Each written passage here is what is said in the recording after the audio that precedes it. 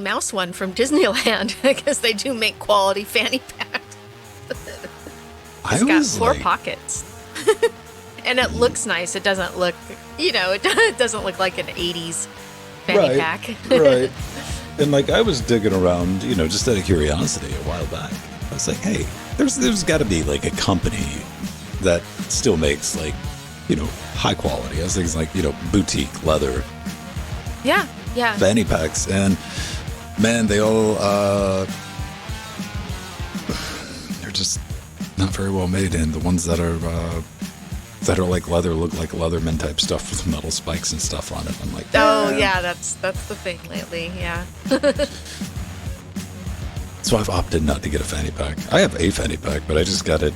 It's not barely a fanny pack, everyone. It's like a fanny pack light. It's like a little tiny one that you can just put some credit cards and stuff in.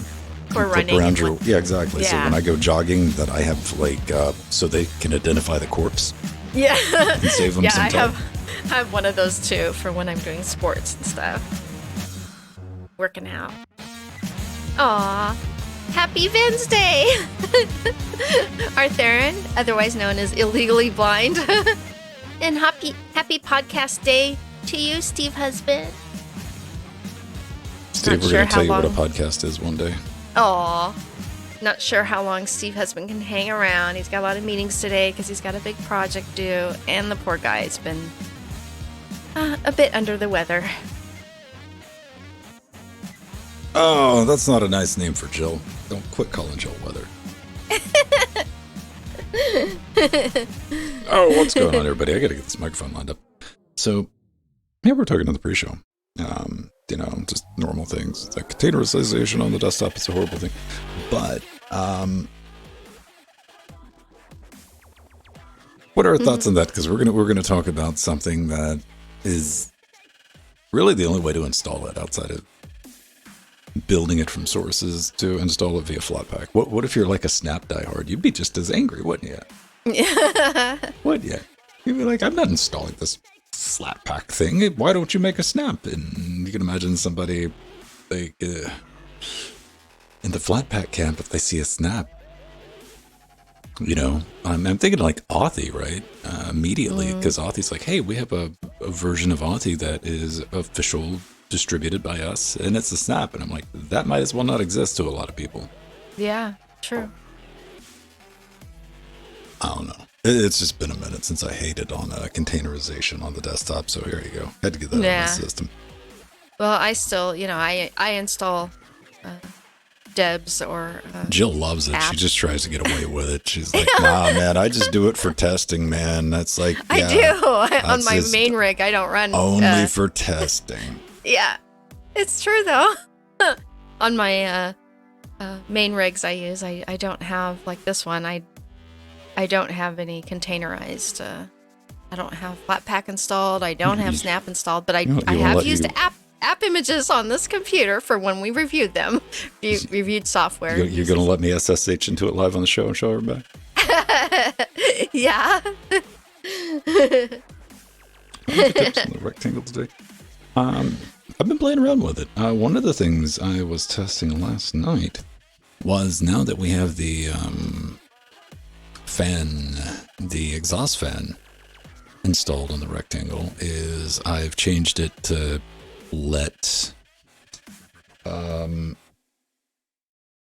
BIOS, to basically, I went and I set the performance governor to on demand, right? Yeah. That's what you should have everything set on, people. And it's not the default in a lot of distributions. It's like TCL Scout I know. schedule. Yeah. And like, no. On demand means that if you're not doing anything, like rectangle drops down to like 400 megahertz. Which uses a fraction of the power. And, I personally, I never paid a lot of attention to like government governors. I put them on performance until I built a Threadripper. Oh, okay. Which idles at like 120 watts on low.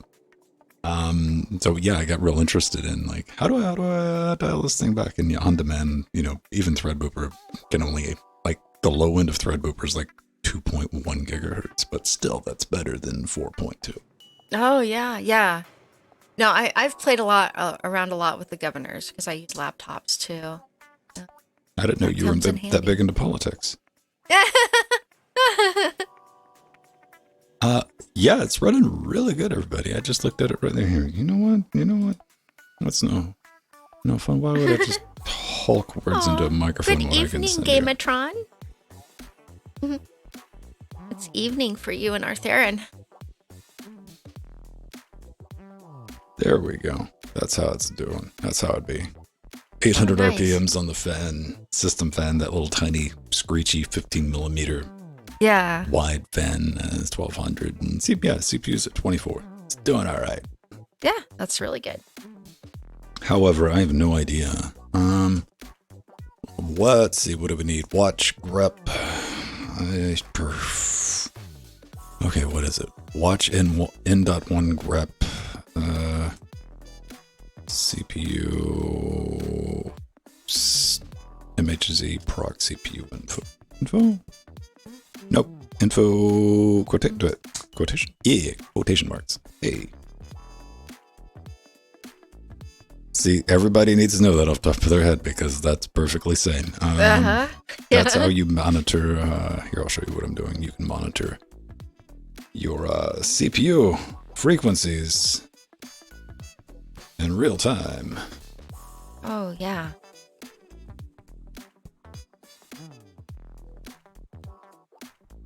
Here, I'll give everyone that command if they want to play at home. Pretty straightforward. Oh, that's pretty nice. Cool. Oh, that's a good one.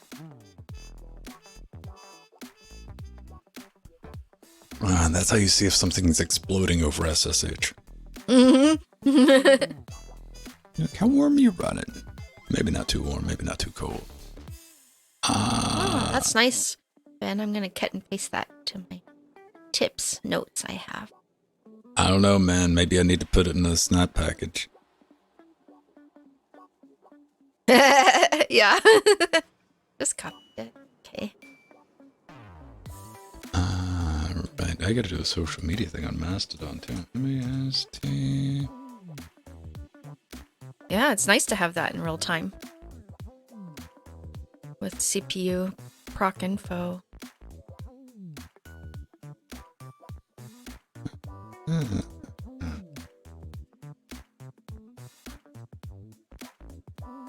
Yeah. You gotta do it. That's what the cool kids are using, Joe. Yeah. I have an app that does it, but this is much more nice.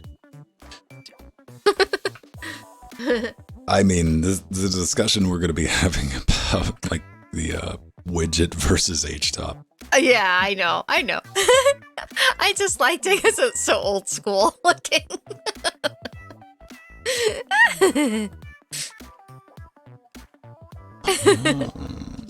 Talking about HTOP. And what else are we talking about? Gigahertz. HTOP and clocks. HTOP and clocks. That sounds like a poetry slam night I'd go to.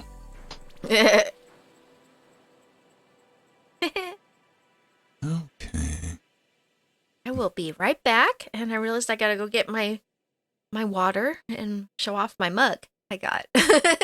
Jill's been sitting here this whole time. She's like, I'm incomplete. Why? Because I haven't held the thing in front of the camera. Where's my water? All right, man. Go for it.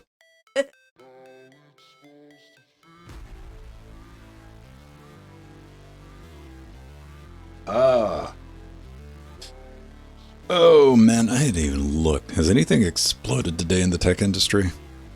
I've been busy.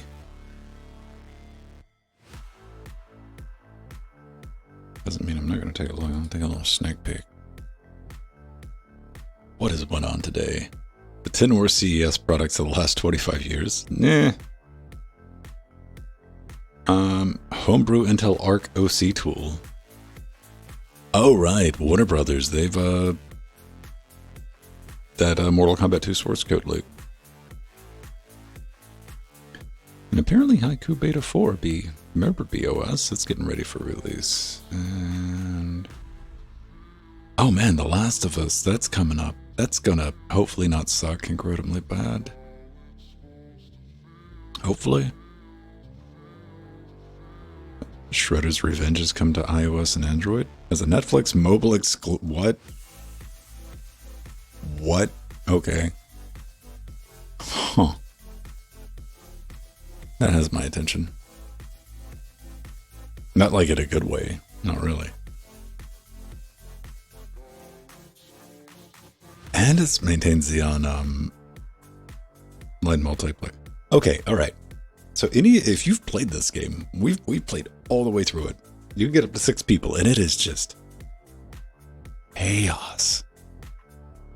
With 6 people on an ultra wide screen with big chunky pixels. It's chaos with 6 people. It's chaos with more than 3 people. Imagine doing that on your 6-inch mobile screen. Alright? Alright? And what you think about that? Fun game, though. Fun game. It's one of those games that it's designed for the replayability to like unlock all the achievos. Like if you're an achievement hunter and you want to get the high scores and do all the things, like don't take any damage between this level and this level on Tuesday after 4 p.m., then you get an achievement. That doesn't bring me back to video games. Yeah, I played it with Jordan. We went all the way through it, man. They would have been watching people for whatever reason. Everybody on Twitch so far, like at the end of last week and the beginning of this week, have decided to go back and play Vampire Survivors. You know, it's one of those things I'm sure everyone's noticed, like one streamer will start playing a game, then it's just cancerous. It just kind of metastasizes and it just goes out, then everybody else starts playing it. That was Vampire Survivors. And man, I have Vampire Survivors. I think Mir bought me a copy of Vampire Survivors of all people. I tried it. It doesn't click. I didn't understand why it didn't click. And I was reading the interview with, you know, the guy who designed it. He's like, yeah, I design casino games, man. Like, it's like, I know how to hook people. I am not programmed to gamble, man. Like, whatever loop reward is for the blinky lights and instant reward, I don't like that. I just never got into the game, but I've been watching other people play it. And I watched Maximilian play it and some other guys. I don't get it. I don't understand how people can do that for 3 or 4 hours. More power to you. I'm not judging you. You have my respect. But I still don't get it. I'm not going to pretend for 1 second I get it. Now, maybe there's some like deep game. Maybe Vampire Survivors is like an ogre. Maybe it has layers. Maybe it's a parfait. I just don't see it. I just don't. I don't know if it has Twitch integration. I also realized it just still says after shows and just roll some credits. Or an ogre, fair enough. Man, that's how old I am. We saw I remember watching Shrek, like, at the budget theater in uni. And it was edgy. For a movie at that time. When did that come out? Like 90-something? Was it the 90s? Yeah, I think it was still in the 90s, wasn't it? Like 99, something like that.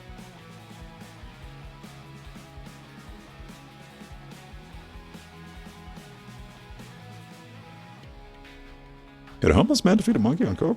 Depends on what type of monkey, man. What type of simian are we getting into? Are we talking like great apes? Or like monkey? Because a lot of people get that mixed up. And then we got to get into like the quality of the cocaine itself. Like how many times has this powder been split, right? Or like, oh, no, man. When I said coke, I meant PCP, because then things get extra interesting, right? Especially if we're dealing with a gorilla. That's all I'm saying. See, chimpanzees always wins, period. Chimpanzees are like gravity, man. It's going to win at the end of the day. It's going to be chimpanzees and Mr. Rogers in a bloodstained sweater. That's all you're going to have. Guaranteed. Ah, man. See, I just like watching numbers bounce around Mr. Well, actually.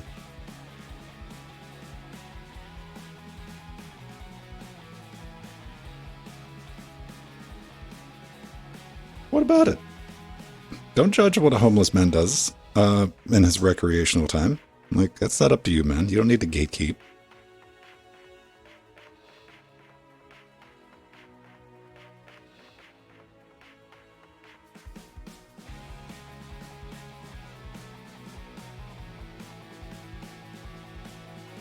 Part of the core bin utilities.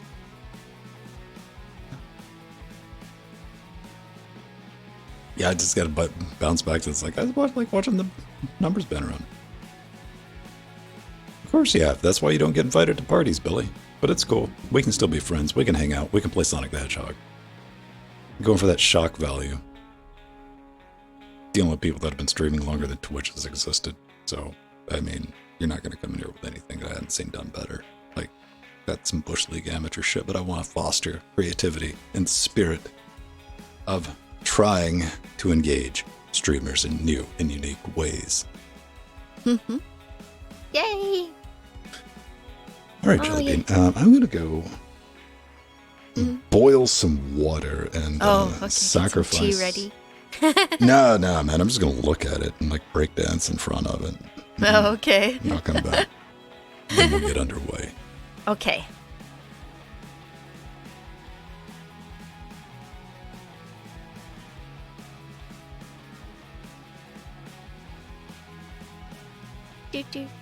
Hello, everyone. Oh, hello and welcome, littlest Billy. And hi, Mir. And ooh, very, very careful. Almost knocked my Steam Deck over. Do that. Okay. So here is my mug. This is a vintage Hewlett-Packard mug, I believe from the 80s. Steve's mom worked at HP back in the day. And this is a rare HP mug. We have a couple different HP mugs. A jacket and a couple other collectibles from when she worked there.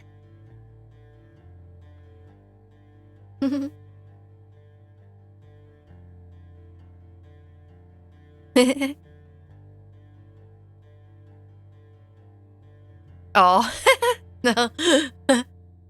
The latest HP laptops and monitors and whatnot are even the consumer ones. They've gotten a lot better. They're back to being good again, which is nice. But yeah, there was a period there where all their consumer stuff was just horrible.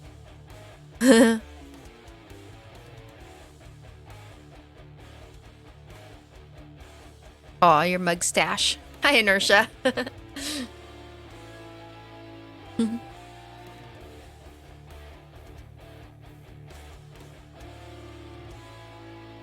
Yay. Yeah. In fact, I got 2 Proliant. I'm looking at 2 of them right now. I have 2 Proliant pizza box servers hanging under my desk here. I use for rendering. Haven't turned them on in a bit, but I keep them updated. Oh yeah, the Leap books and the Dragonfly. Yeah, those are really nice computers. Do do do do do do. Mm-hmm. Oh, okay. Yeah. It has all the little squeaky fans. I'm trying to remember how many little fans my Reliant has in it. It's been a while since I opened it up. Those little tiny loud squeaky fans.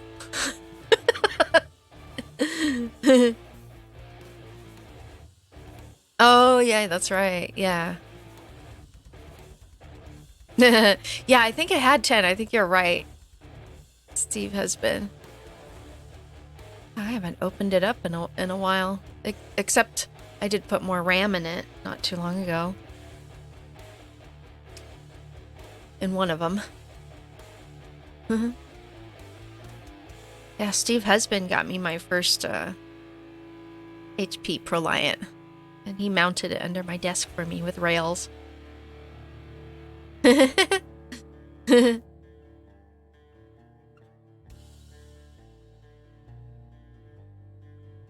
Oh, the Z-Book, yeah. I know. Inertia, I hear you. I like the 4K screens too. All my newest laptops have 4K on them, and it's not, those are the one I want to use for streaming when traveling, and you need the real estate on the screen for all the apps you need open here on a laptop.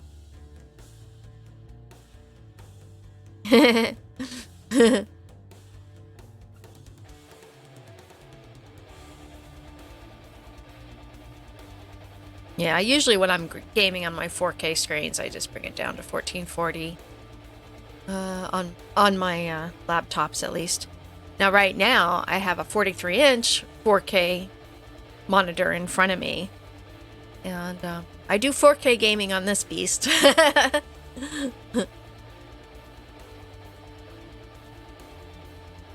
Exactly, Inertia. Yeah, you hit the nail on the head with that.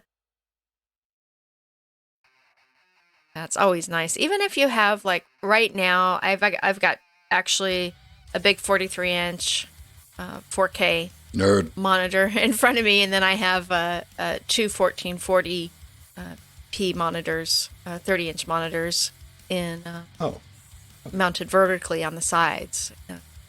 Just works beautifully. What did I miss? Talking about 4K and scaling and how HP, the quality All right, of see, HP. that was a safety nerd when I sat down. I just assumed. All right. Yeah. I was just throwing it out there just in case. Nice, Inertia. Yeah.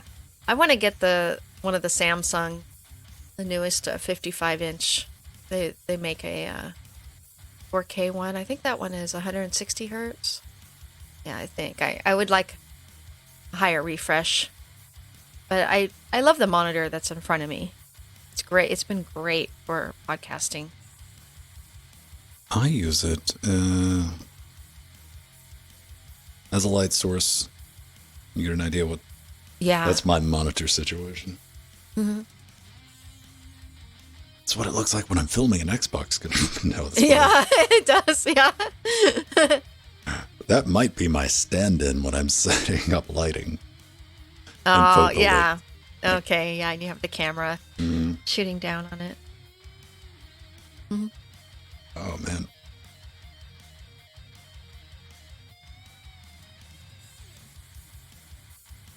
We have that. DisplayPort, man. At least DisplayPort. Most of the stuff's backwards compatible. Like, whatever. Like, all we need is 4K 60. We've already achieved perfection. Anything over that's just bonus. Now, oh yeah. Oh, I think this like Acer monitor doesn't support 4K 60 over HDMI. It's got the old one. It only does it over DisplayPort. Yeah. Or I think dual link DVI, which I've done once just to see if it actually worked. It did, but it was a hot mess. Oh, okay. I've never tested that. It was out of sync, man. Like just a little bit. I dare say you wouldn't have noticed it unless you were looking. You remember like the Trinitron flat panel glass monitors that had those two lines in them? Yeah. That okay. If you were looking for them, they were always there and you could never unsave. It was one of those things. Like you could see it wasn't quite perfect. Oh, okay. Yeah, me and Ven have the same 43-inch Acer monitor, computer monitor. Mm-hmm. I have now behind me. I have, oh gosh, it's a wonderful 200 refresh, ultra wide that I love. I use it for gaming. I love that. That's what I practice Trackmania on. Is that computer back there? It is nice having Trackmania at 200 refresh, I'll say. I play at 1440. Yeah. I don't know. I wish that everything just had SDI.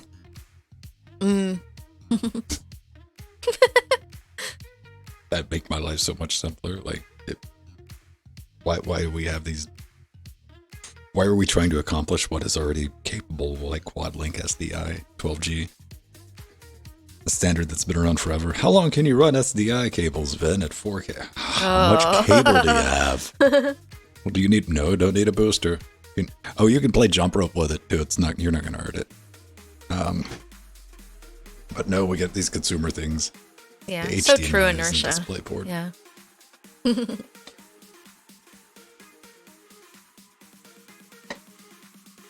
Oh man. All right.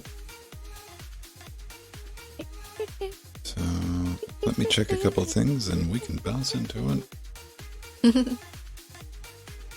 One of my favorite songs we use on Trackmania.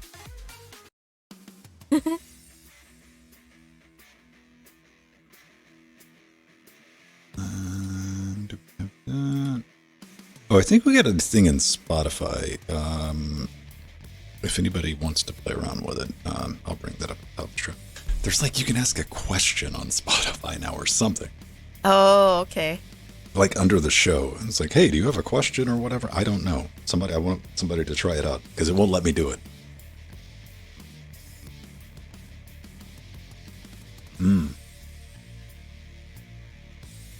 And iTunes took like 11 hours to update our RSS feed for Saturday's show. Oh my goodness. Which typically is not a problem until you realize that every other podcast aggregator uses that iTunes feed. Yeah, it's all the things. It's universal. Oh my gosh. Because they're lazy. Now you have some people like TuneIn, Stitcher. Yeah. You know, places that podcasts that they just show up. I didn't have anything to do with that. They use our RSS feed, you know, the original one, the OG one, but everybody else just pulls off of the iTunes. Yeah, like iHeartRadio and some of the more popular ones. And when that doesn't update,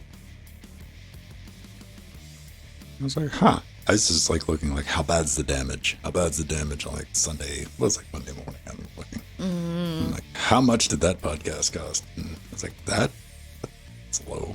Let me see what's going on here. And I tracked down to that. It updated.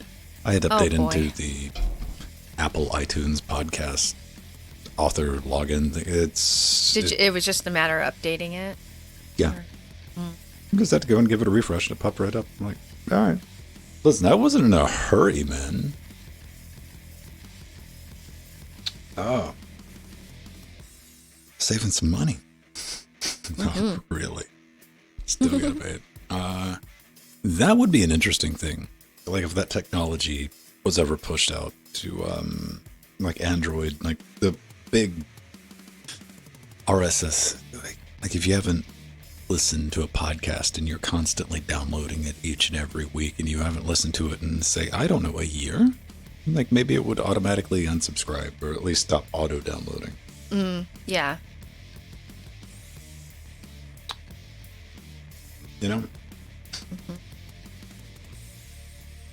All right, is everybody asleep? Nope.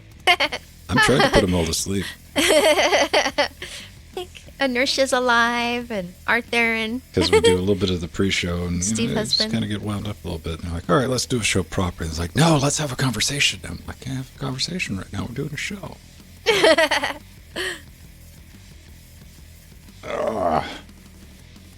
Sleep listening. Aw. Nice Game of Tron. I never pull off like sleep. Well, eyes closed and protest listening. I've done multiple times. I'm like, I wish I could go back. Yeah. LWDW. Oh God, can't even say the name of our show sometimes because of my dyslexia. Thank you to Jordan for that name, but it's wonderful. So LWDW Conversation Street. I like that, Arthur.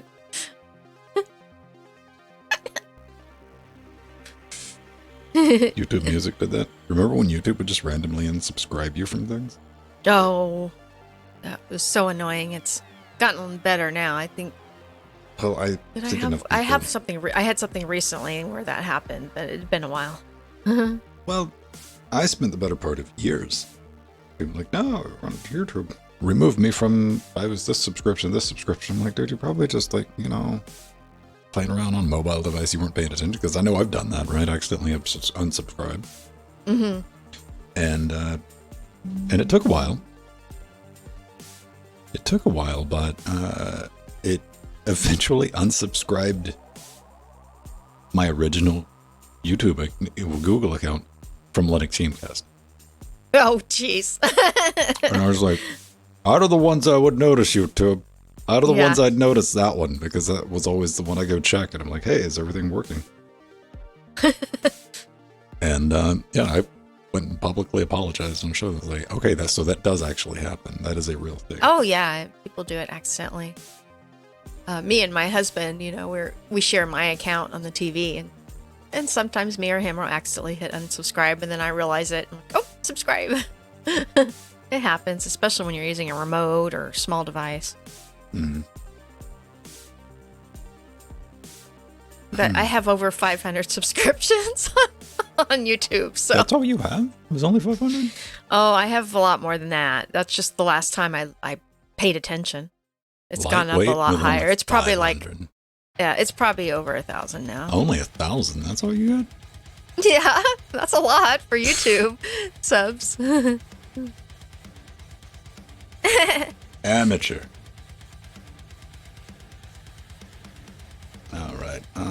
No, I actually had to cut it down. I had to go through them because I have their AI only works really well if you have 500 or under. So I had According to who? According to Google. Because I was having issues of getting my notifications for certain YouTube channels like LGC because I had so many subscriptions and the algorithm was just overwhelmed. And you shouldn't use the algorithm. You should set it on all notifications. Yeah, but that doesn't always work. If you have over 500 subscriptions, it gets wonky. Well, I absolutely have over 500 subscriptions, but I know the ones that I went in and manually set. Yeah. See, all notifications. I will get my notifications. I had 500 set to receive all notifications, and that's what killed it. Yeah, that sounds about right. I had to go through and turn a lot of those off. Okay. I'm sorry that wasn't working for you. Yeah. 500 Steve channels. Yeah, I mean, you got a bunch of yeah, Steve's channels don't. Yeah. You got to whittle it down, and it helps to keep multiple channels too, because I have such a varied interest in things. Mm-hmm. See, I have just one for everything. I had 2 separate YouTube channels at one point. And then I got rid of the other one, and I shouldn't have. Oh. Thanks to YouTube and Google Plus and Google, I think I have 6 YouTube channels. Okay. 6 YouTube channels, 4 additional brand account channels on top of that. Maybe 3 brand channels. Probably some YouTube channels I don't know about. Because if you don't remember, with Google Plus, you got a YouTube channel, whether or not you wanted one. Yeah. Yeah, Inertia, I'd been using a RSS feed for YouTube for a long time, and then Google broke it, and then I just never went back and did updates. Apparently it now works again. So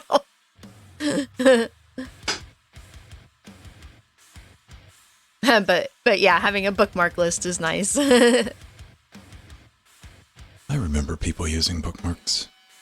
That used to be a very important thing. Like when you were moving, we didn't have cloud syncs or anything like that. But man, if you're moving from PC to PC, you want to make sure you had to copy those. Back up, move that file over. You're like, whoop, there we go. Whew. Yeah, for Firefox. And Netscape. Netscape.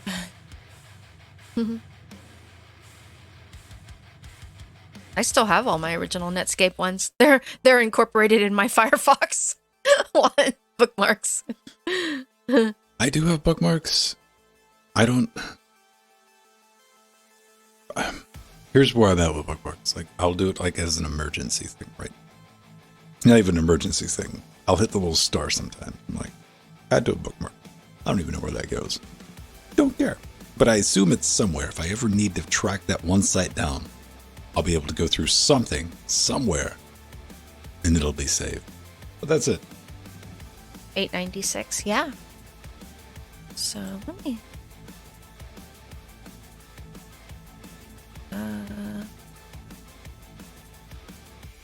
Okay. Yeah, I have over 2,000 subscriptions on YouTube.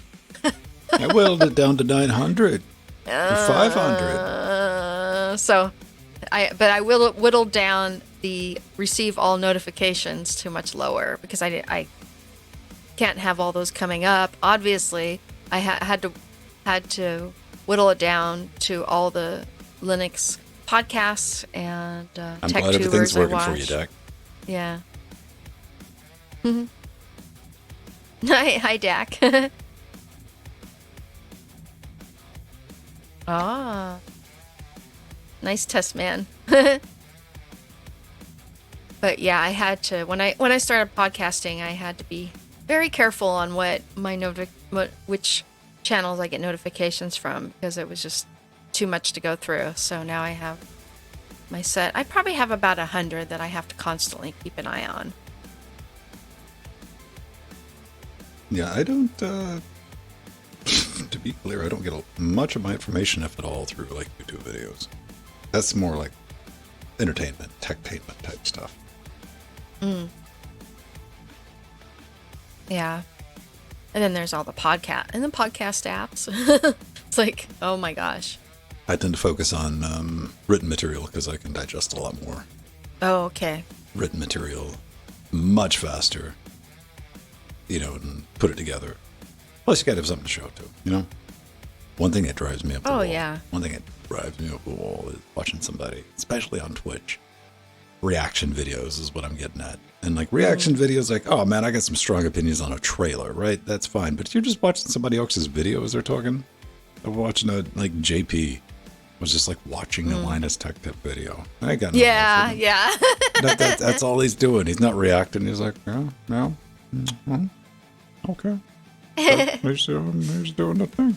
And I'd be mad. Yeah. I'd be yeah, mad. I have so many different shows and Linux podcasts I watch both on video and then on in my podcast apps that I have to watch them. I listen to them on double speed. I've gotten good at that because there's ones I have to watch every week, and I've got a whole slew of them, including 10 different ones on the other network I work at. So I got to listen to all those shows. So you see, kids, this is why show notes are important. Yeah, absolutely. So you don't have to listen to shows. Well, they all have show notes too, but I need to, hear the host because I am the social media manager. So. All right, I think I got that together. All right, let's get underway. Sounds good. All right.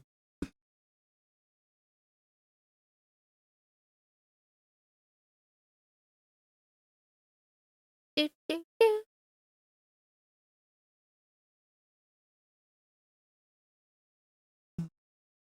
Mm-hmm. Oh, that's why. Yeah, my camera, I moved it from last week back to the original location. That's why I'm over a little bit. That's fine.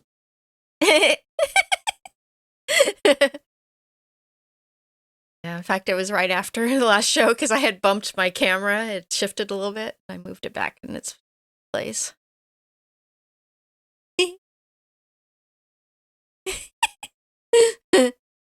Let's see. There we go. Thank you, Ben. That's a little out of proportion, Jill. Let's work on it. You have these there. Nice. Is that about lined up? You got to get it just right. Mm-hmm. And by that, I mean I want 1 pixel of just negative space between the two. So if somebody's really focusing, they can say it doesn't touch. And I'm like, that's awesome that I'm able to bother you like that over the internet. It makes me happy.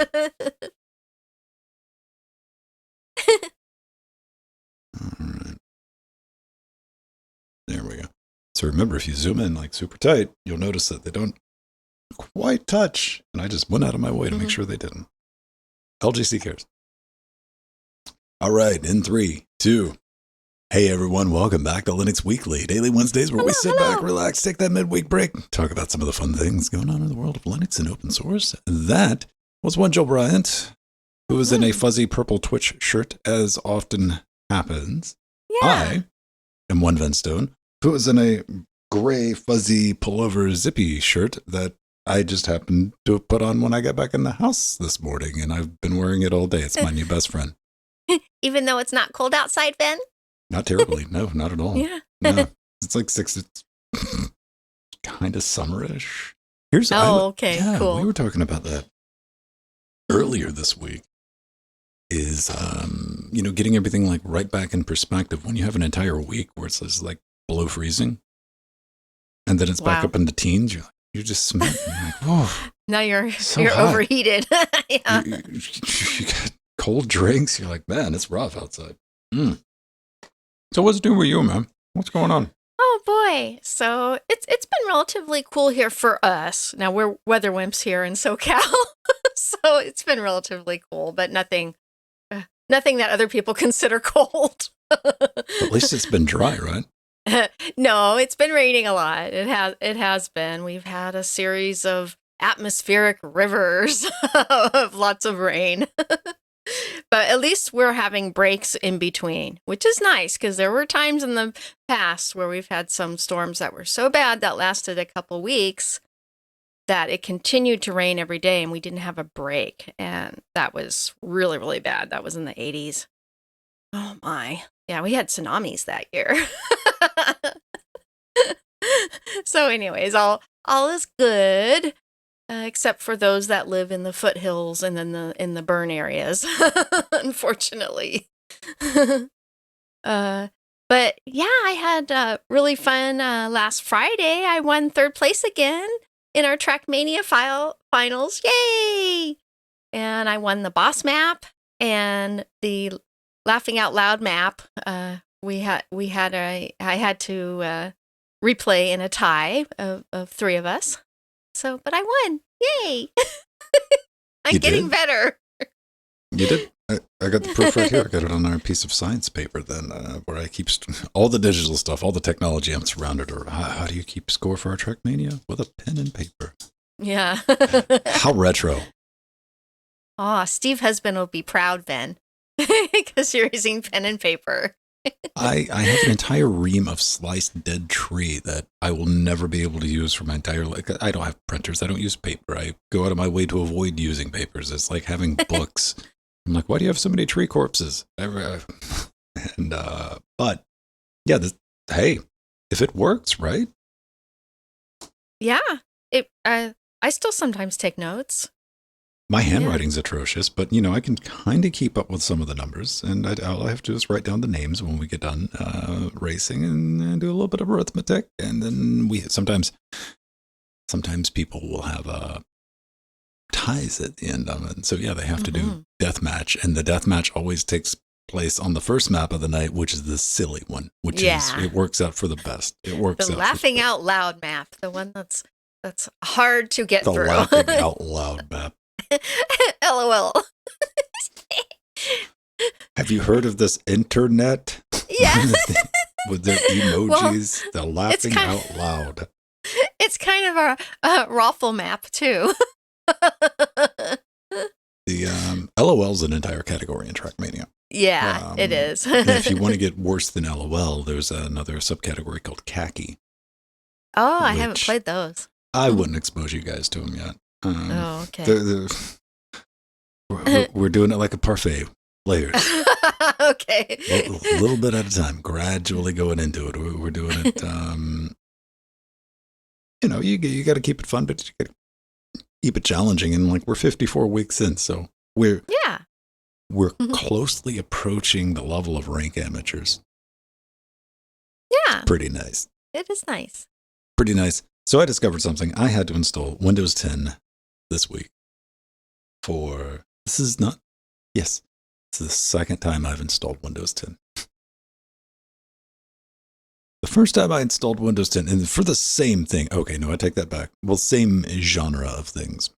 So I have built the rectangle that Jill's using right now. This is the 5600G micro ATX thermal note box. If you're a patron, that video was up for you. I've edited it because it was 2 different streams. I sliced them together. It's like a 5-hour stream if you want to see me put one of those together. Install Debian, install Steam, set up Proton, cackle manically, reset a stream because the fiber optic card didn't pick up correctly. And, it's good times.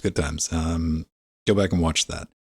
But I had the spare box, the old Jordan box for a hot spare. And I'm like, before I just go ahead and clone this box, let me do something I've been meaning to do and I looked it back up since 2019 when I bought an M-Audio ProFire 2626, which is a really good FireWire interface.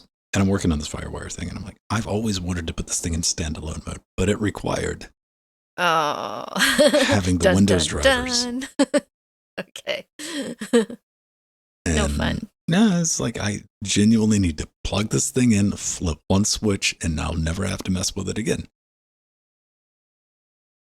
The last time I installed Windows 10, I had installed it on a mechanical hard drive inside that same box because when I originally got those PCs, they had just spinny drives in them. Just whatever, little cheap ones. And I'm like, well, I got this drive. And it took a day to install Windows 10. I'm like, this is ridiculous. I was coming in and checking on it. I'm like, what are you doing? Yeah. Especially since, even on a spinning Rust drive, you can install Linux in under 20 minutes, It's it was just like wild, man. There's no information. It's like unpacking files or moving files. I'm like, whatever. I just like, you're still working. Anyway, I got that installed, and that was a different time. I had to test out a piece of hardware for Sweetwater and Behringer and confirm something for an RMA. But I came back because I'm like, ooh, I got that Windows 10 install I did yesterday. I can finally, and I dug this thing out and brought it in here, plugged it up, cut it on. The spinny drive had died. Oh, poor Finn. Of what I can only assume, Jill Bryant, was shame. Oh. You never even got a chance to hear the click of death? It's just gone. Like the controller's dead on it. There's nothing. Didn't even fire up. No. It spins up, but it doesn't pick up anything. Oh, okay. Right. And I'm like, whatever. That was the last time I installed Windows 10. And before that, I think the last time I installed Windows was maybe 98. I know I installed the Windows 3.11 to 95 upgrade. Oh, yeah. I did. I had to think about this. And this is not like some weird internet humble brag. I've just, I guess for, benefit or detriment, I haven't installed a lot of Windows. Yeah. Windows 10, I got it up and running. I plugged in the FireWire card. 2 Windows credit picked up the FireWire card. Oh, yeah, very good. Because that's been an issue lately. Well, it's not a Windows 11, but. Right. To its credit, because it surely couldn't pick up the fiber optic card that was in the box. Oh. It couldn't do that. And it couldn't. What really shocked me was it wasn't able to see the onboard networking for like a Dell 3010. I'm like, how not? Then again, I might have done something wrong. I had no idea what I was doing. I was trying to get to the desktop. Got to the desktop. The whole point of this story is Windows 10 installed empathy. It installs empathy in people. Because I was able to see it through your eyes, my brothers and sisters out there who were just starting to play around with Linux. I was able to experience what it was like having no idea, having to Google every single step in order to get to the driver thing to click on it. Yeah. And it was blind luck that I found it because there was an application. Okay. Correct me. I look forward to the feedback. You install something. Okay, I had the drivers. I had the FireWire drivers for the M-Audio audio interface. I double click it, and these drivers are from like 2013, but apparently they still work allegedly, and they installed. No errors. How do I get to that application? on Windows 10. Because I click start thing, gives me a search. I don't know what that thing's called. I have no idea what to search for. And then I start digging through and I'm having to learn. I'm like, where does the application show up? How about drivers? I finally get into a system, something that used to look like what was the hardware browser type thing. Yeah. And it just said audio drivers. And just randomly, I clicked on that. And the application was hidden behind that. Oh, okay. But I feel you. Yeah. Because that's got to be what it's like messing with Linux for the first time. Yeah, absolutely. Because you have no point of reference. And I can point and I click on things, but I do this and I do this. But what I didn't do, and what I'm not doing now, everybody, blaming Windows. Yeah. Yeah, exactly. It's just it's like what we talk about all the time. Everyone, a lot of people don't like that Linux is different. Well, at one point in time, they had to learn Windows. Like Ben is having to relearn Windows now. We're done with that experiment. But people absolutely forget about that. But what they want to do is not accept that they don't know it. Mm. You don't. No one wants to say, "Oh man, I don't know how to do this." No. See, it was stupid. It was dumb. It just didn't work. And I'm like, I walked into Windows tonight. I was like, I don't know how this thing works, man. Like, I've tangled with this thing enough to know that that I don't like how. Where did the start menu stuff go? That's what I knew about Windows 10. Because every time I started, I'm like, that's dumb. First thought that goes through my head every single time. That's dumb. That's a bad design. However, maybe they fixed it in Windows 11. Who knows? But I was on the Googles just typing in, but I was doing Windows 10 searches instead of Linux searches. And hey, we got it. And I formatted that drive and I did a happy dance. And there we go. Yay. Good job, Ben. You learned Windows. No, I didn't. I didn't. Because, man, with some of the sad sacks I see on YouTube lately, I should start a YouTube channel with that amount of knowledge, giving people Windows 10 tips. Yeah. Because they do it for Linux, Jill. Yes. The only time I've recently installed Windows is to get some RGB devices working, like lights and whatnot on systems that are clear. I don't have any problem with Windows. Those days are gone, man. I like the whole let's get in an argument about operating system. I might have engaged in that 17 years ago. I'm old. I don't have time for that. It's just a different operating system. Whatever. I can throw people up. Let's go play with HPUX or AIX or something like that. Yeah. It seems like a very silly operating system, but it was what fascinated me was being able to look at it through that lens of no idea how to do this, and this isn't. And it was one of those. It's not a regular thing either. There wasn't a lot of help on the internet. Yeah. So it was one of those, I couldn't find, Google was basically here's a post from 2016, maybe that's kind of, it was one of those things. I'm going to have to piece this together. And again, it was just blind luck that I actually found it. That would have been a fun thing to record, but I didn't for my own sanity. So yeah, Windows 10 installs empathy. That's the moral of the story. So nice. Let's talk about Nitrux. Yeah, Nitrux. There's a new version out, and it's FF.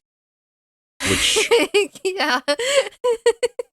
Man, I don't know. FF, that's a bold name for something, isn't it? Because it stands for forbidden fruit.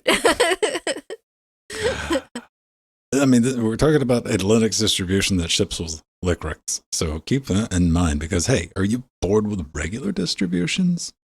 If you want something that's Debian unstable with maybe a couple of extra steps thrown in, Nitrux is always something you got to play around with, And it's got, just to keep things interesting and lively, it's also got extra packages from Ubuntu LTS. That's a bonus. And you get to install things with app images. No. Traditionally with this, you could always go back and install apps, just using depackage an app, right? That's not a big deal. I do that all the time on Debian. And could. Because the latest version's going to limit you to using your choice of app images. And that's it. Yay. That's it. That's all you get to use. Wait, hang on. I got to read this.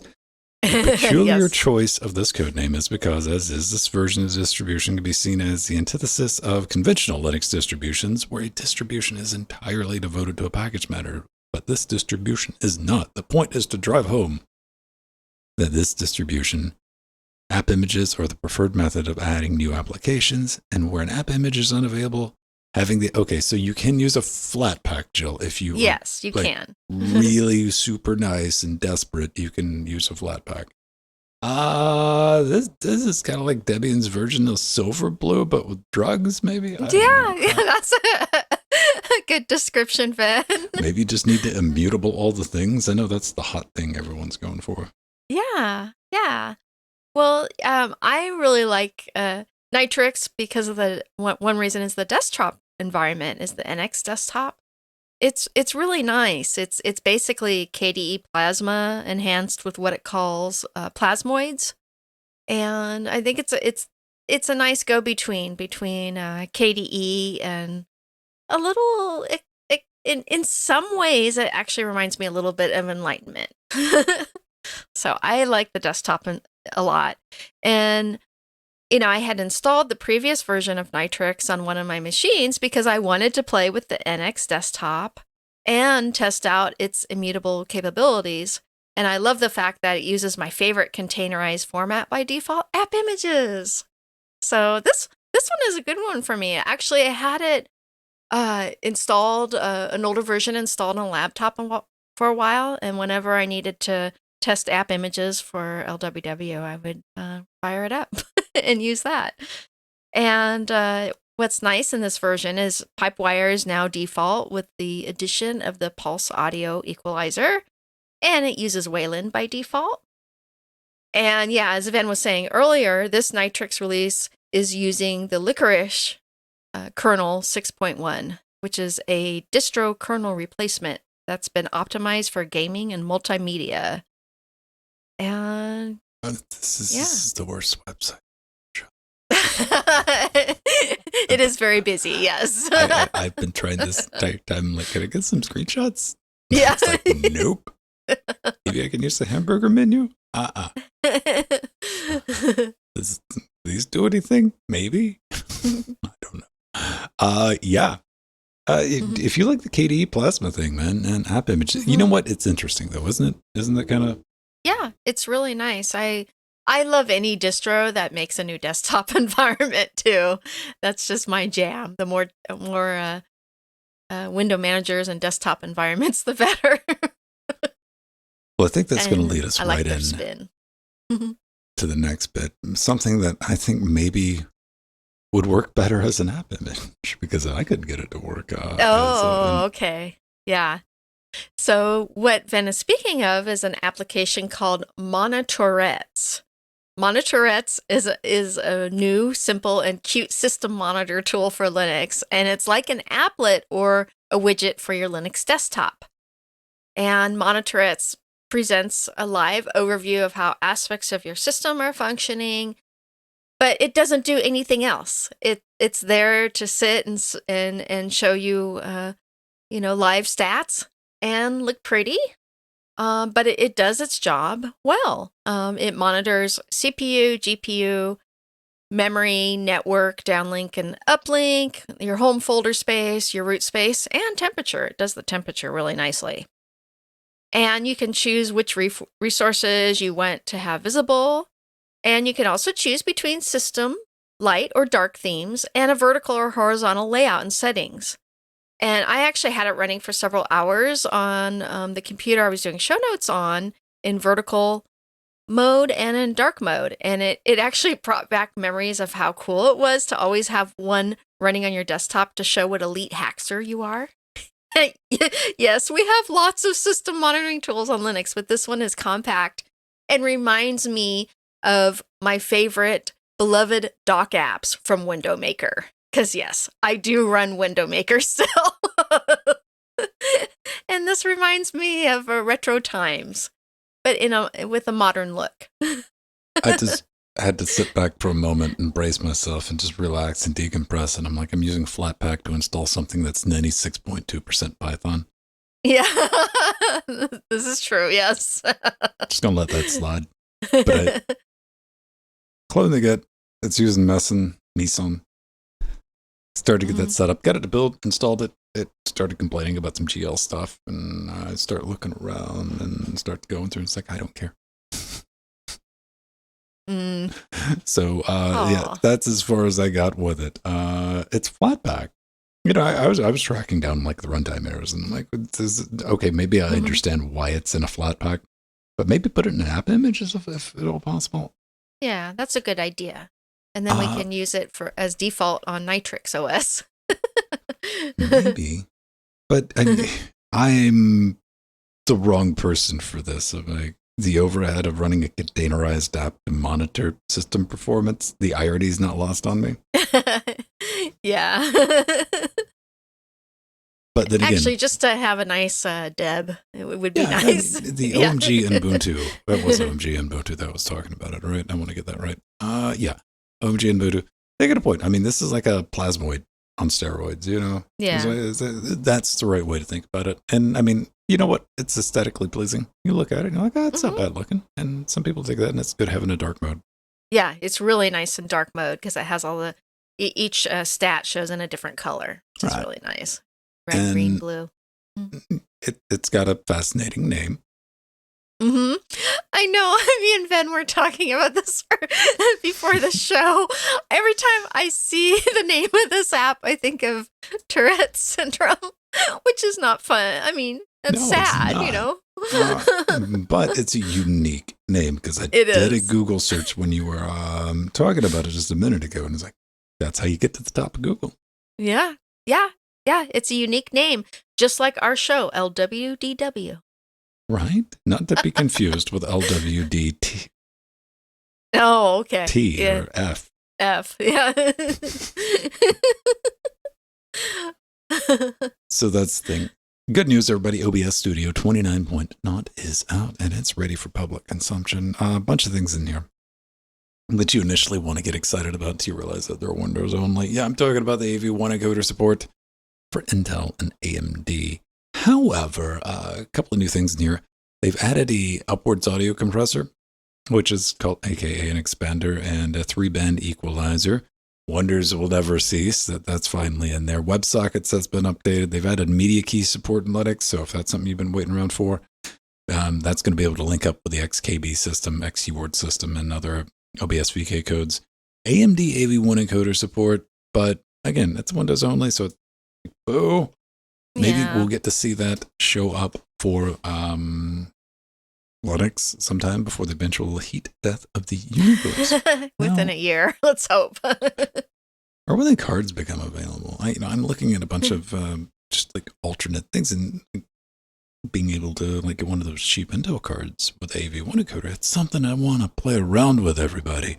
Now, they've done some improvements on the deck link. If you have, I have an Intensity Pro that I'm using right now. So if you have a Blackmagic deck link, and that's, they've offloaded something, basically frame generation to the GPU. So instead of your CPU having to render, and like where we're using that is, I use the deck link to generate the actual frames that Jill's getting. So we can do that in real time. You know, Jill's not, you know, what Jill's seeing is the same thing I'm seeing through the preview window, what you're seeing at home. So we always know what's going on, what's on screen. So we're not like having disconnected conversations of like, here's just me on the webcam in a room and here's Jill. Like, no, we have to see how it's all stuck together. The overhead on that's been sucked down quite a bit. I'm happy to see that. Another thing that's in the works is having CUDA support for video decompression under Linux. Very nice. I'm like, oh, that's really neat, because if you see, you know, that's a video, you know? And that is, you know, 1080p 60. And if you get that running, like, let's say in the background, it's going to chew up a lot of CPU cycles. Yeah. So being able to push that off to CUDA, I'm like, okay, that's pretty neat. That's pretty neat. And that's not in 29 yet, but it's in the works because I saw it pop up and I actually made the, you know, because it's a real easy fix. It's a real easy change to make. But I saw this, and it turns out, like, why wasn't this in OBS, Jill? This doesn't make sense. Why is this not enabled? I just realized that. I didn't realize that CUDA wasn't enabled. I didn't think about it. I was like, why is that not a thing? Well, it turns out, apparently it caused Windows to crash a couple of years ago. They never went back to. Oh, okay. Yeah, it's known to cause crashes on Windows during initial testing a few years back. So please modify. But maybe it won't cause crashing on Linux. Well, you see, that's the old thing. They're going to make sure that they modify the commit to only enable CUDA on Linux until Windows has been adequately tested. Thank you, OBS devs. I thought that was a cute one. I'm like, yeah, that's very good. Silly Windows holding us back, but no, that's good. That's good. And hey, if you want to make that, if you're somebody that compiles OBS, like it's just adding a little bit to like decode.c, so it is real easy to do. Nice. Yeah, OBS Studio 29 also for those AMD and Intel GPU users, there's improved FFmpeg, VAPI, or Video Acceleration API enablement. It's now using the library VA directly to check device capabilities. So that's getting lots of improvements, which is awesome. That's really great because I have a lot of AMD GPUs and Intel ones, and it'll be nice to have OBS working as well on those as the NVIDIA brethren on the green team, which I have that too. It's okay, Linus. She doesn't mean it. Yeah. We're an AMD family here. One of the things that is on the slate for 2023 is seeing what I can work with as far as hardware acceleration with the 5600G and see how much of that I can leverage. But before I do any of that, I got to see what it's like, what the experience is, and like the actual experience with like something like OBS with the AMD encoder with the binary drivers from AMD. Oh, okay. Yeah. Yeah. I want to see what that tastes like. I want to see what that is. And I do want to point this out. Speaking of like AMD and hardware acceleration, if you were, I'm not picking on anybody here. I'm not, I promise you, the flat pack version of OBS, the hardware acceleration for AMD encoding is broken with OBS 29. Oh, okay. I don't make those rules. I'm not reporting that as a victory lap. That was just brought to my attention yesterday by somebody who uses the flat pack with AMD. And they didn't like that I said that they were just trying to save them from using the AMD hardware encoder because it's really bad. Mm-hmm. It's really bad, Jill. Yeah, that's not good.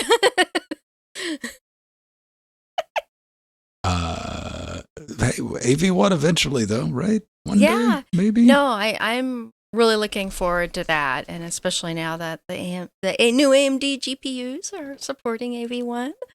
Very nice there. And it is interesting. Jill, they're super cheap. They're $999. They're not $1,000 like the NVIDIA cards. You can get them for under $1,000. $900. Giving them away. Yeah. Might as well pick up two. Dude, I found the most ridiculous. Okay, we'll talk about that in just a second. Actually, I'll show you. Okay. So, before we get into a slice of pie, if you like what we do, we want to thank you for your support, everything that you let us do in 2023. I have more stuff to get to this year than is comfortable to even think about. Wow. But it's going to be a blast. I'm going to be covering a lot of stuff, and we're going to be doing a lot of stuff. As I don't like calling it a network, just a collection of misfits. And that's who we're we a are. network. Jill uses the word network. It's easier to think of it that way. A byproduct of my hobbies. Yes. So we want to thank each and everybody, every one of you, each and everybody, one of you. Yes, you cover everybody. Patreon.com/Linux guys. Supporting the show.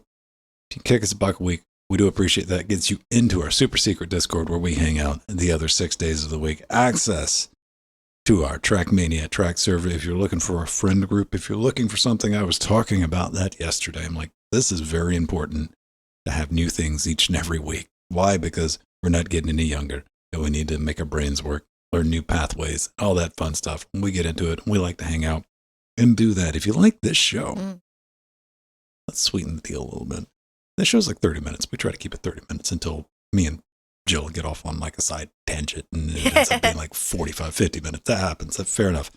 But we're usually live for, hour and a half, 2 hours, something like that. And it doesn't fit in your schedule. You can't watch us live. We put that in a podcast for you. We have the video available and also the MP3s. And I put up something for patrons, I think yesterday, a 5-hour build of the rectangle. Very nice. If you were ever curious, hey, what is it like from step one, voyeur type stuff, like how does Venn build a micro ATX system? But also, how do you set up Debian? We installed that live, set up Steam live, set up Proton live, played a game of Trackmania live. Mm-hmm. All of that. Show you how easy it is to do. Had a great time doing it. And something I'm going to be doing on Sundays, I think that might have went live today, or might have went live yesterday. Jill popped her head in. Arthur hung out with me. Arthur kept me company. Arthur was the nice. Maddie. I did a test stream. Just like, let's see if things are what's going to blow up. And I discovered some things because I want to start, at least for a little bit, doing a stream on Sundays when I'm editing Linux Gamecast Weekly as an opportunity for people to show up and ask questions about media production under Linux.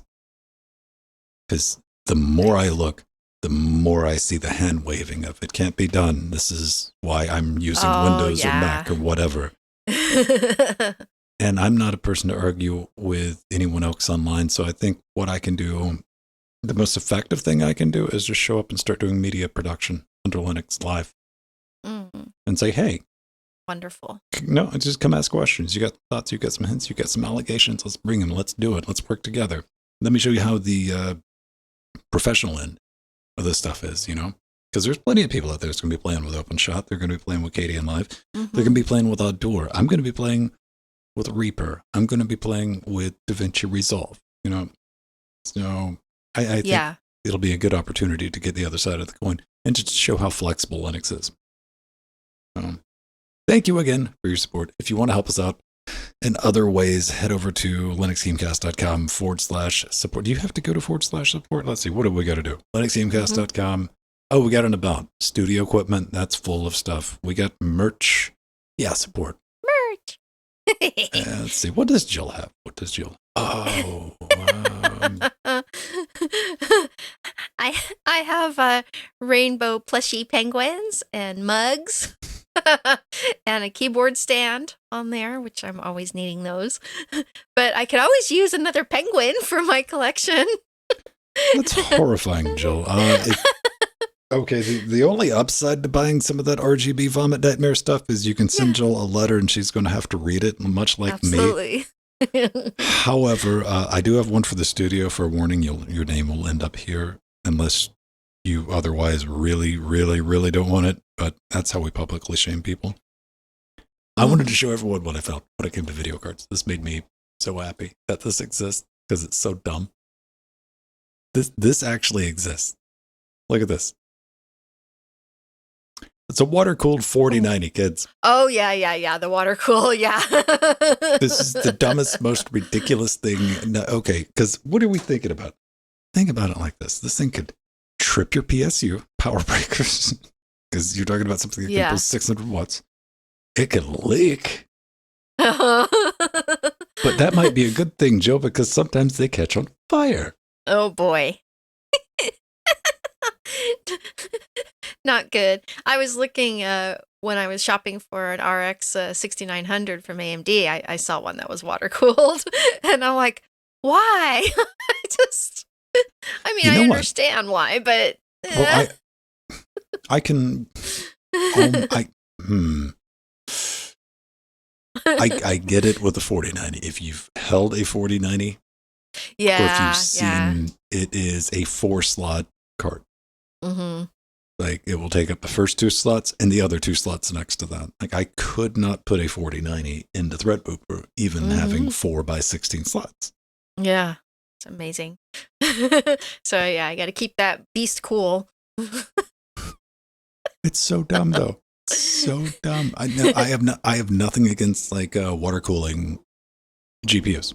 That's not the dumb part. Mm-hmm. The dumb part is compounding like the insane power draw these things have, like 650 watts. That the minimum, not even like the warning the warning PSU for a 4090 is 850 watts. Mm-hmm. Like, don't you dare even cut it on with less than that. Recommended like 1200. Yeah, but, 1200. Yeah. And then you got to deal with that 12 volt high power connector that, you know, sometimes likes to melt. But don't worry, the leaks will put it on.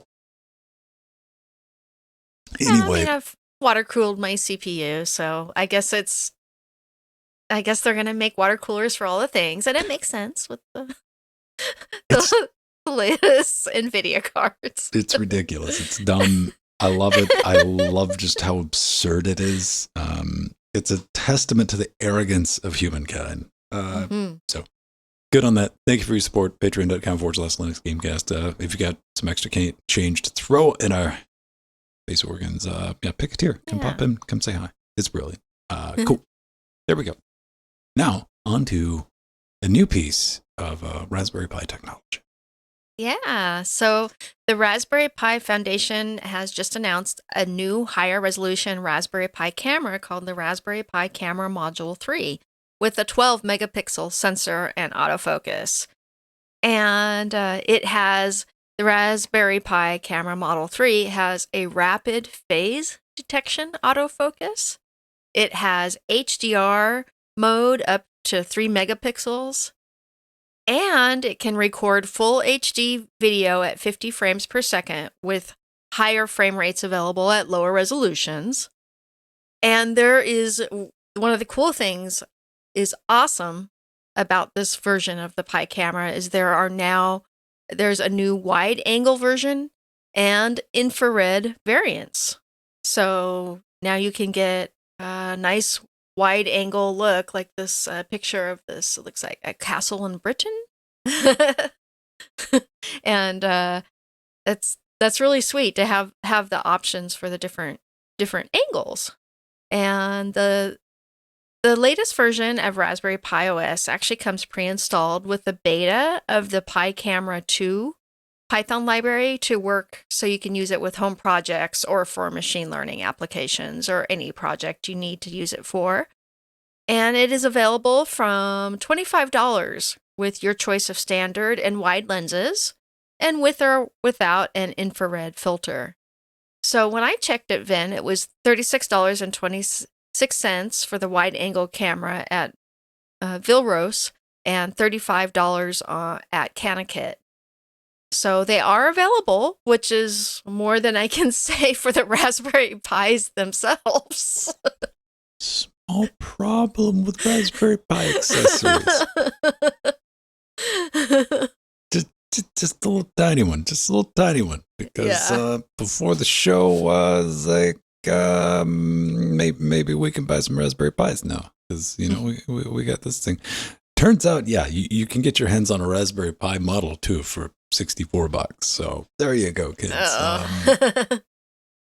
Not even joking.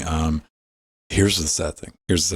We were initially looking at this. This is a Raspberry Pi Model 4 8 gig on Amazon for $207. My first thought was like, that's not a bad deal. Mm-hmm. Which is ridiculous, isn't it? Yeah, it is. That's $75. That's more than double. Right. Yeah. Way more. The prices have actually come down, which is nice. Well, a little bit, because I mean, there's competition, right? Like we spent a better part of a month going through all of the rock chip stuff that is just annihilates the Raspberry Pi hardware wise and price wise and availability wise. Not necessarily, ecosystem wise or accessory wise, but this is one of the problems with anybody, not just Raspberry Pi, but anybody who releases Raspberry Pi.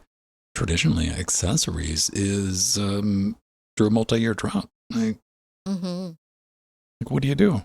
It's like it's that dark cloud is always looming over announcements like these, which are otherwise just completely cool, awesome. You get more for your money, but when you can't buy the thing that the accessory is for the reasonable amount. It doesn't matter if it's 25, 35, 45, or 55. Like, if I get a Pi 2 on Amazon, that's reasonably affordable, right? Yeah, I know. And I would just have to use my Raspberry Pi 4 or my Raspberry Pi 400 to hook up the camera. Because I'm not going to spend several $100s to buy an old Raspberry Pi. Joe, what's wrong with you? You need to spend $230 for your $35 camera module. That's saving money somehow. Yeah. I need to do something. I need to shut up and actually do something because I have the 12 megapixel interchangeable lens kit. And I got some lenses and I even got like a case. Maybe we'll do a stream one day. Oh, that would be cool. And build a camera out of one of them, like a little tripod type deal or something.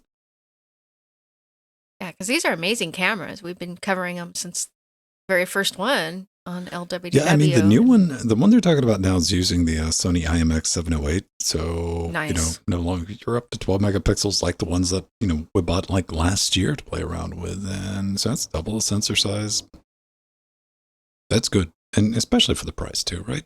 Because like the ones I bought, those 12 meg, the Sony lenses, like those lenses were like $60 a piece, man. Yeah, and in what era would you think that the camera would be and the camera lenses would be less expensive than the Pis themselves? That's weird, isn't it? Yeah. Like even like this camera module is like this is, it's priced accordingly. Like $25-$35. If it's like $75, you're like, yeah, that's not bad when it's like this cheap compared to $200. I'm like, man, sure, give me two. I don't know. No. Well, let's hope that even Upton, CEO of Raspberry Pi, what he said is true, and that the second quarter things are going to loosen up. And we should be getting more supply of Raspberry Pis. We got to see. Always try to stay positive, but always stay positive, grounded in reality, everyone. Because even if you do get more, you're still getting more of the Raspberry Pi 4, which is 3 years old. Yeah, I know. It's a thing. Positivity, grounded in reality. So we just keep on soldiering on and do worse. Yeah. All right, beautiful people. Joe, we got to get out of here. Of course, we're running 43 minutes. Why? Because I wanted to talk about Windows 10. Yeah, that's okay, man. It was nice to hear your adventures. It's awesome. All right, everyone. We're going to roll some credits. Thanks for watching. Love you all. Thank you to all our beautiful patrons. We have lots of wonderful people right now in chat. Thank you to Vince Stone. I don't know. Sometimes Jill reads her own name out, too, so I'm Yeah, thank you to Jill Bryant. And to our advisors, Omegas and Artherin, who's in chat right now. And to our executive producers, Barbrandt, Scott M., Atomic, Mike, Empty, Drummer. It went by too quickly, I can't read them all. Our Chicago people, Super Death Stout. Our Sea Monsters. Ronald L. and too many death notes. I can't read all our beautiful patrons' names. And our chairlings. Aw. Hey, thanks for letting us do this. Keep being awesome. And you know what? We'll see you next week. Yeah. Bye-bye. Love you all. With our fuzzy things on. Yes. We got our fuzzy sweaters. Yay. Yeah, I don't know if I would call a Raspberry Pi a single-use device. I think like single board computers, like Arduino, something like that. If I was doing single use, but like when I got something bringing up an entire network stack with a Linux kernel, I'm like, I'm going to get more than one use out of it. And I say this as somebody who has a Raspberry Pi 4 8 gig doing nothing else except sitting in this rack running a stream. Yeah. So I'm a hypocrite. Pay me no attention. Aww. Welcome, Cubicle Nate. So that was Cubicle Nate. I work with him over at the Text Digital Network. Yeah. He's one of my favorite hosts over there. See, I want a high-powered ARM server, though. What I want is like an M1 or an M2 level. I want that Gravitron, like whatever Amazon's cooking, right? Yeah. We want to, this is why there's so much interest in the Apple silicon. I'm like, that's weird. Like, you want to play with something that's not x86 every now and then. And, ARM, Arch 64. Mm-hmm. Yeah, I just realized I'd gotten my Raspberry Pi 400 out and was playing with it and putting more distros on it. That's such an awesome device. I need a new version. I need one with at least 8 gigs of RAM, or even 16 or 32. Yeah, I know, Cubicle. You love the Pi. Yay, Cubicle Nate. I'm so happy you came in live. Nice. Yeah, I like the Raspberry Pi is like, but I said that about the Raspberry Pi, like when it, even the Pi 4 8 gig, I'm like, oh, that's neat. We're about one generation away from something that's serviceable as a desktop machine. Again, Yeah, very close. I don't have a Raspberry Pi with a monitor plugged into it because I think that's a silly addition. Yeah. I did hook up a 4K monitor to my I'm not Raspberry trying to Pi run a 400. graphical stack on my Raspberry Pi. I was like, I understand your limitations a little bit. Yeah. Like outside of morbid curiosity, because when the original Raspberry Pi, we all gathered around and watched and waited a couple of minutes, and it was able to bring up X. I'm like, ooh. Yeah. All right, I got to do a little bio break. We'll probably hang out about 10 minutes and bounce. Okay. Okay. Mm-hmm. Sounds good. Yeah, it is Cubicle Night. It's just nice to have for those of us like you and me who love the retro look, to have a keyboard computer again. A modern keyboard computer.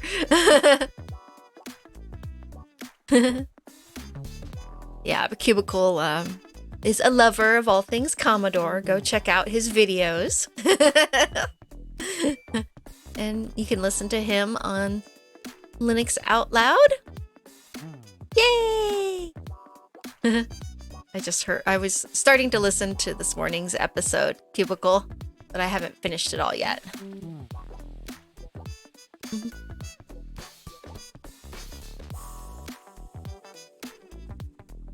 Oh, yeah, the 8-bit, yeah. Yeah, LOL is a fun show.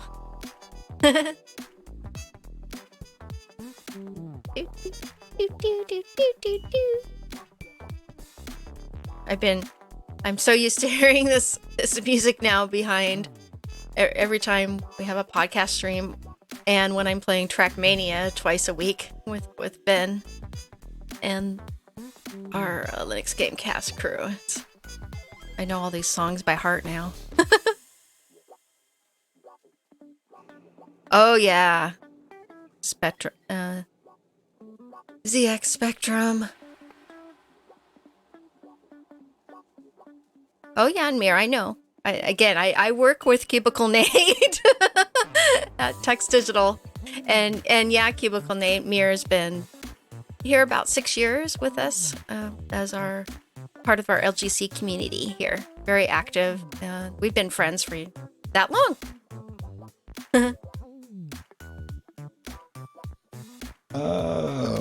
What do I need? I need to save some jack routing. So let's do an AJ snapshot, JREA LWDW. Mm-hmm. Let's override that. There we go. I had to move things around. Multimedia. Oh man, that's a mess.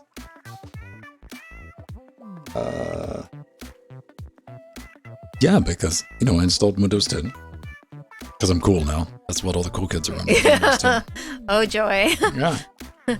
Did get the memo? It's how, I don't know, whatever you do. I think Windows 10's not EOL yet. That's Windows 7 that went into life. Yeah. I had installed Windows 10 to get the lights working on my my HP Omen computer, to get the lights working on it. And then what was so nice was right after I did that and got it all set up, and I kept the partition on there, so when I installed Pop OS on it, it would recognize it and do the correct lighting I wanted, which was of course pink. Monster. Well, then within a week, OpenRGB, the experimental version of OpenRGB, had support for the HP Omen. I'm like, yay! I wiped that Windows partition real quick. That makes perfect sense. Yeah. Last time I installed it, that was part of the RMA thing because I needed to flash a firmware. Yeah. Which is ridiculous, especially with like hardware. You expect there to be a way to flash an update, depending on, one thing I'll say about Blackmagic. One of the good things I got a lot of stuff to say about Blackmagic. One of the good things I'll say about Blackmagic is their driver stack on Linux is very well put together, and it includes a firmware updater. Magewell. Nice. Magewell, on the other hand, no way to update the firmware on Linux. Linux drivers. Now, V4L2 compliant devices, I got like that Magewell Quad. That thing's like $900, man. It should be able to like cook dinner for you. But no, there's no way to update the firmware unless you install Windows.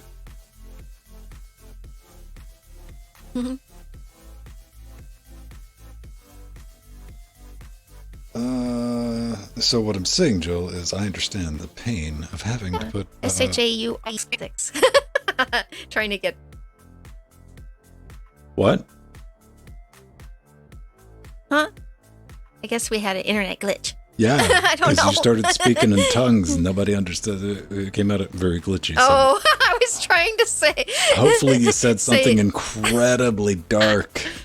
I was trying to say hello to someone, I believe from Twitch. SHAURYAZXS. I guess it's Shari Azix. Welcome. And I'm probably not saying your name right, so Gesundheit, says Arthur. Thank you, Arthur. Oh, man. Well, we have been live streaming longer than Twitch has existed, so yeah, we're doing a really bad job if we're botting followers. Yeah.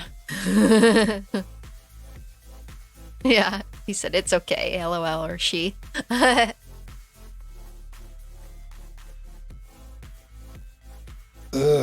What do you do? Like, what's the point of like botting followers, though, man? Because like that. Yeah. I mean, I enjoy blocking people. Like, hey, come by the whatever, You assume. And Don M, no bots, just real people. Don't need the fake nonsense. We do have we have Chatbot, Jill. Yeah, we do have that. Yeah, we've had many bots. That's what you're seeing right there is our Chatbot is our bridge between IRC, Twitch, and Discord. Yeah, that's different because that's, advertising where you can find us and no, watch I'm talking our live about the streams. chat bridge, Jill. Oh, okay. That allows the people to talk. Oh, the Twitch and IRC. Yeah. Chatbot. Hey, man, listen, bigger number goes burr, yo. Didn't you get the memo? It's a little bit like it's painfully obvious if you see somebody that has got like, it's always like the number like 1,200, 1,500, something like that people.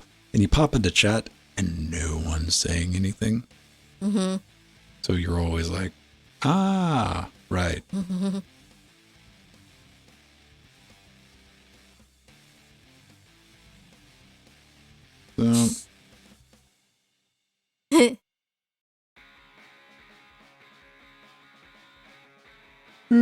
I don't know. I mean, it's easy enough to do. You just timestamp it. Like if somebody bots a bunch of follows and you have a very, very good idea which account that comes from, and you just send a support request off to Twitch. I did it last time. And that account's no longer on Twitch. So it's always fun. Keeps you entertained.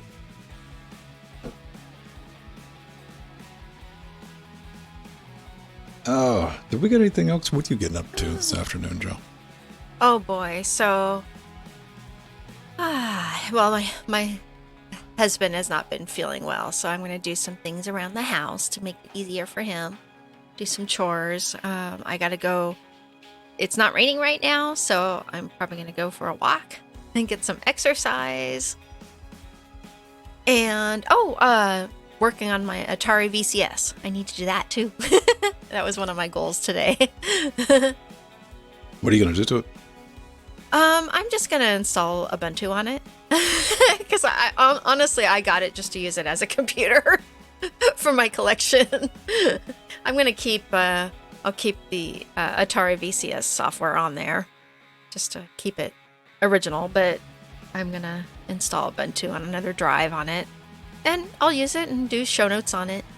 That's what all my hundreds of computers end up getting used for. Show notes. No, I like it works. More environmentally friendly. I use tablets. Yeah. Yeah, SteamOS would work great on the Atari VCS. Yeah. There's no reason not to put it on it. Yeah. I don't think it's like a terribly locked down. See, the Atari VCS is what everyone wanted until the Steam Deck was announced. It's true. Yeah.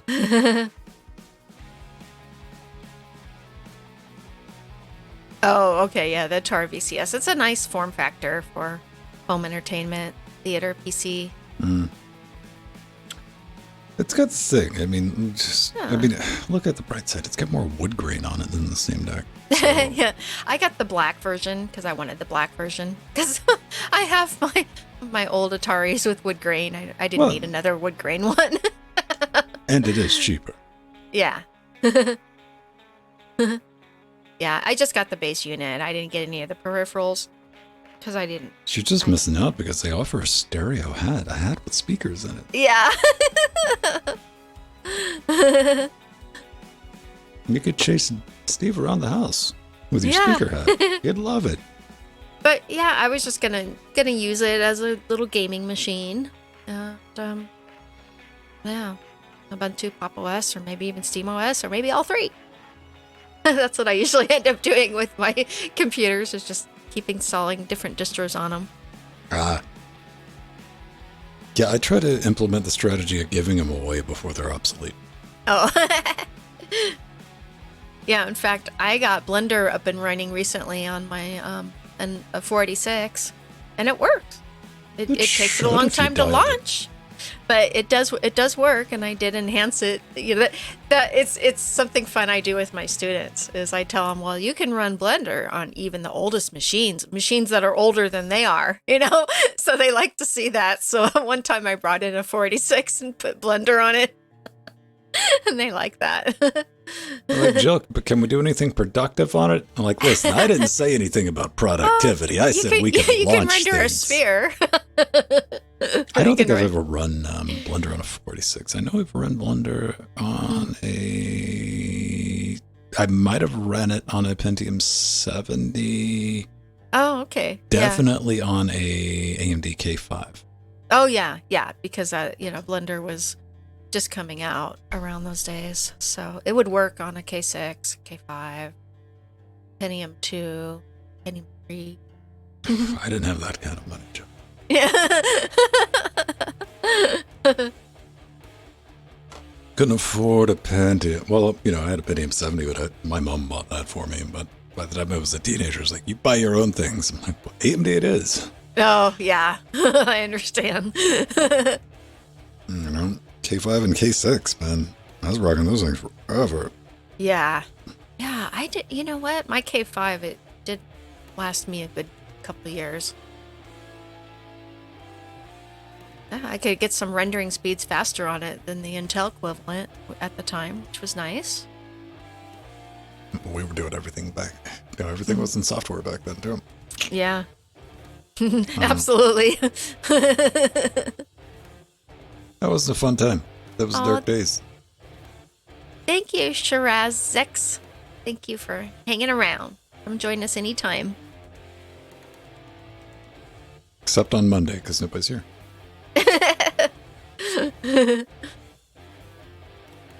I don't know. I host a couple. Well, you can't really.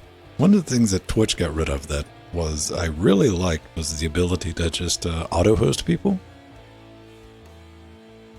If other channels were on, and you went to our channel, it would just automatically take you to their channel. They don't do that Yeah. anymore. So I can do like recommended Yeah. channels. And like, I noticed if that. you go to, Yeah. you know, our Twitch channel, you'll go to, like, it'll show a video, but it doesn't just take you to it, you know? Oh, that's annoying. Yeah. Which is unfortunate because I like being able to host, you know, people that, you know, are kind of in the same sphere. It's just not a thing anymore. They got rid of it. Oh. Oh, yeah, Cubicle. Yeah, I heard you got the Atari VCS with the wood grain. Nice. The whole kit. You got the kit. Gotta get some carbon fiber stickers. I heard Matt talking to you about it. All right.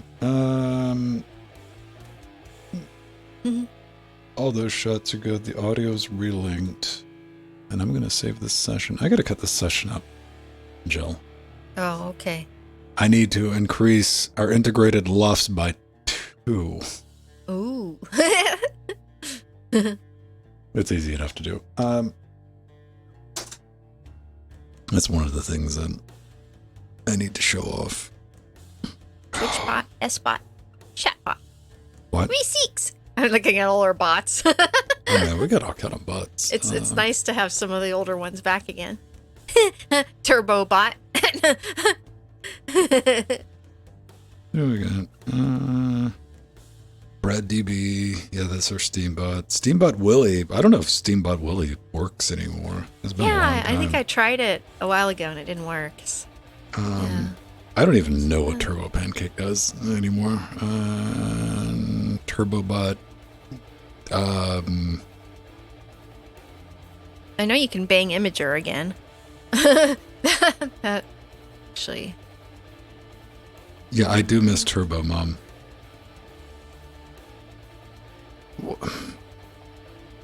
Okay, let's say this about Steambot Willie. This is like Steambot Willie is like Mark II. Yep, that's what Levitt says. Yeah.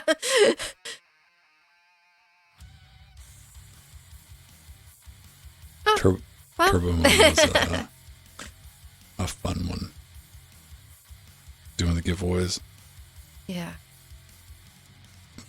Cool. Yeah, that's Steambot Willie Mark II. Right. Okay. Oh, it is working. Okay, cool. Yeah, the original one died. I put in there's a superior one that no one uses that I put in what is it? I say superior. Is it superior? Brad DB, which is SteamDB database, right? Yeah. That one, I remember you used. Players app ID. What game? How many people are playing GTA 5?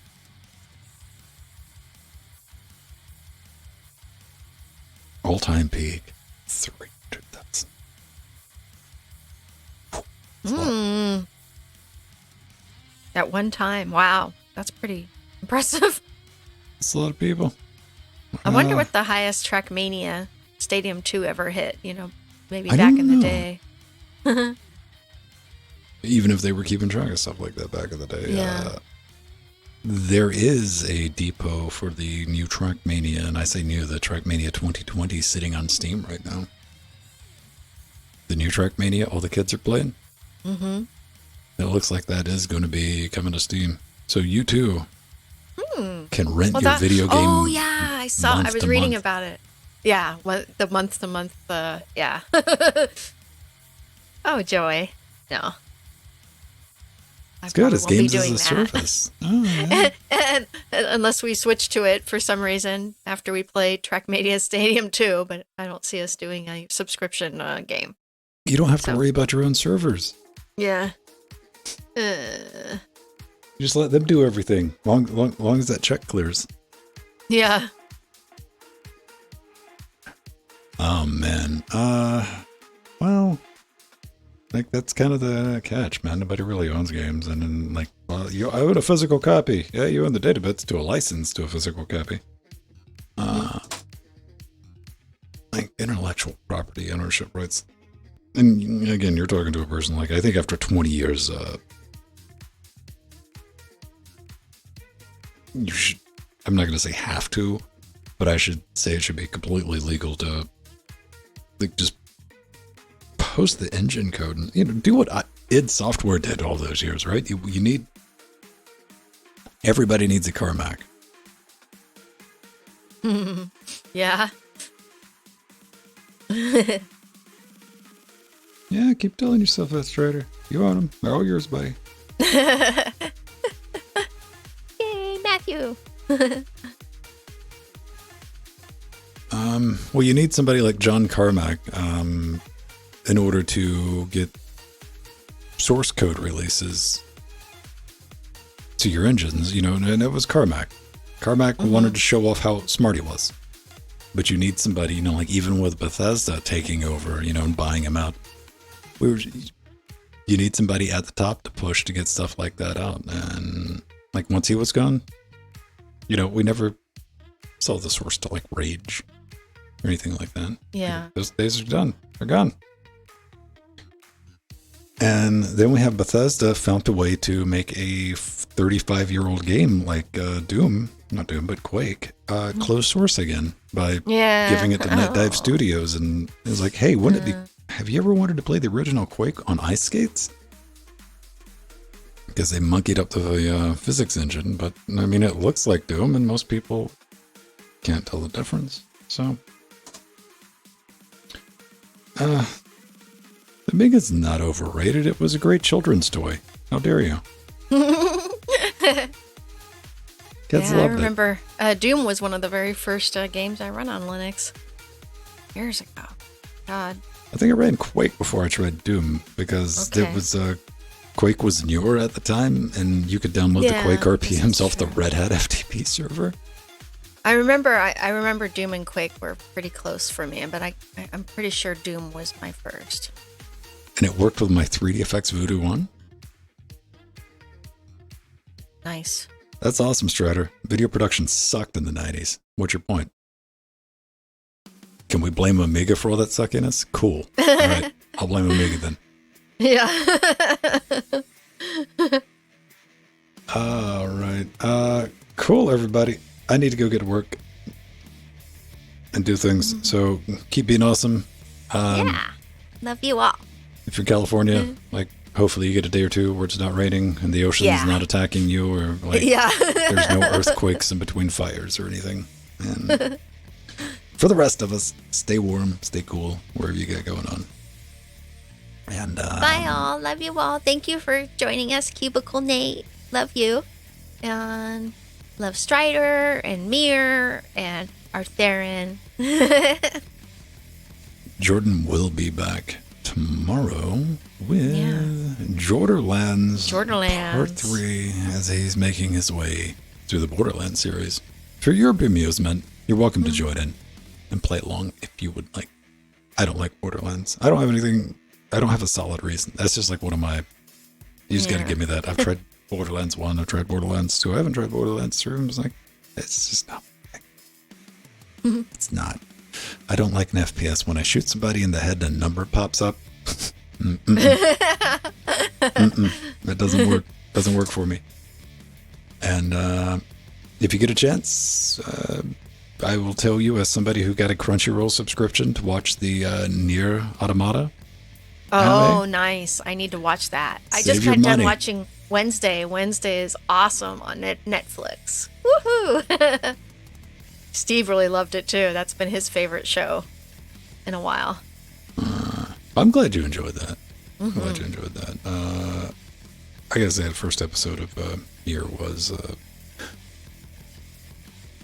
a shot-for-shot remake of the intro of the game, but at 14 FPS. That's cool. That's cool. I mean, it was just a remake of the would have been a lot cooler if I hadn't paid for it. Yeah. Like, I've already seen that, but we're gonna see. We're gonna see. They gotta go somewhere. They gotta go somewhere with it. I'm fascinated to see if they do something with like Yorha for all mankind. So yeah. All right, everyone. Bye bye. Bye all. Love you all. And you too, Cubicle, again. Thank you for coming. Ah, man. Well, when you were a Linux gamer in the 90s, There wasn't much else to play. Yep.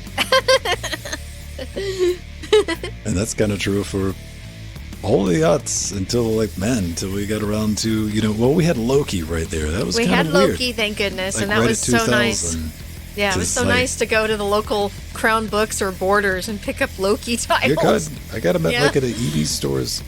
Yeah. And that was weird. And we're like, Linux Gaming's the thing now. We just got all the AAA titles. We don't have to worry about it. Then Loki just disappeared, and we went through the dark times until 2007, 2008. And we had some humble bundles. I'm like, okay, well, that's better than nothing. Yeah. And now we live in the brave new world of 2023. And woohoo! More games than we can Linux play. Gaming dominates.